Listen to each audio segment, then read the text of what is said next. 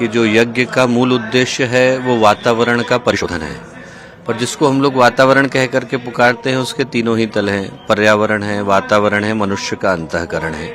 और इन तीनों ही तलों पर मनुष्य के चिंतन की शुद्धि, विचारों की शुद्धि, कर्म की शुद्धि और पर्यावरण जलवायु की शुद्धि, इन सब की शुद्धि के लिए गायत्री परिवार के द्वारा अभिनव प्रयास किए गए हैं। एक जो बड़ा महत्वपूर्ण प्रयास किया गया वो प्रयास इस दृष्टि से किया गया कि इस कार्यक्रम की जिस दिन से संकल्प की भावना आई और संकल्प इसका उभरा, उस दिन से लेकर अब तक 1 लाख से ज्यादा वृक्षों का आरोपण यहीं गायत्री परिवार की मुंबई की टीम के द्वारा अश्वमेध यज्ञ उपवन के नाम से टीटवाली में किया गया है।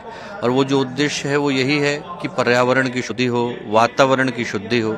वातावरण को शुद्ध करने के लिए एक जो बड़ा गहरा और गंभीर संकल्प है वो व्यक्ति को दुर्व्यसनों से मुक्त करने का है।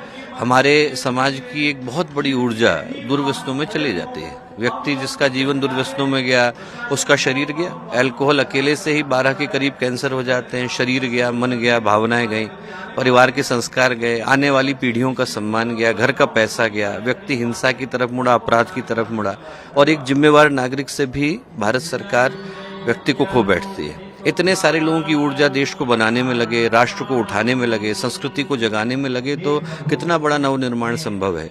तो जो 2 महत्वपूर्ण संकल्प यज्ञ के अतिरिक्त इस अश्वमेध महायज्ञ के हैं वो यही कि एक तो पर्यावरण के परिशोधन के लिए 1 लाख से ज्यादा वृक्षों के आरोपण का संकल्प, नदियों की शुद्धि का संकल्प, सरोवरों की शुद्धि का संकल्प और साथ ही साथ व्यक्ति को दुर्व्यसनों से दूर करने के लिए, सृजन की तरफ लगाने के लिए उस व्यसन मुक्ति का संकल्प।